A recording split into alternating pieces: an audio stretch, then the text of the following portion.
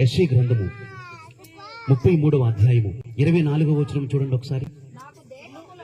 నా దేహములో బాగోలేదని అందులో నివసించు వారు ఎవరును కూడా అబ్బా, చూసారా? పరలోక రాజ్యం అనుభవించడం అంటే ఇదే. యేసుక్రీస్తుని ప్రభువుని రక్షకునిగా అంగీకరించడం అంటే ఇదిగో ఈ ఆశీర్వాదాలే మన జీవితంలో కనపడాలి. ఏంటండి ఇక్కడ? నా దేహంలో ఏదైనా ఒక అవయము పాడైపోయిందే అని అనువారు ఎవరు కూడా, ఆ రాజ్యంలో ఉన్నవారు ఎవరు కూడా అనటానికి వేయడంట. సిలువను గుర్చినటువంటి వార్త నశించుతున్న వారికి అది వెరుతనముగా ఉందంట. కానీ ఈ సువార్తను ఎవరైతే స్వీకరిస్తారో వాళ్ళకి గొప్ప శక్తి ఉందంట. హల్లెలూయా. వారికి గొప్ప శక్తిని సమకూరుస్తుందంట వారి జీవితంలో.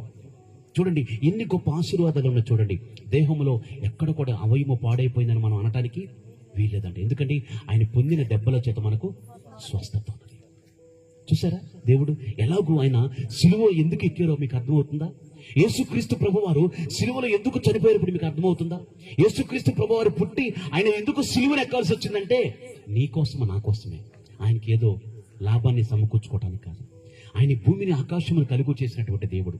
ఈ భూమిలో ఉన్నటువంటి సమస్తమును ఆయన నోటి మాట ద్వారా కలుగునుగాక కలుగునుగాక కలుగునుగాక అనగానే వెంటనే ఇవన్నీ కూడా కలిగిపోయినాయండి. అంత గొప్ప దేవుడు ఆ మహామహిమని విడిచిపెట్టి ఈ భూమి మీదకి వచ్చి ఆయన చనిపోతే అది ఎవరు లెక్క చేయట్లా.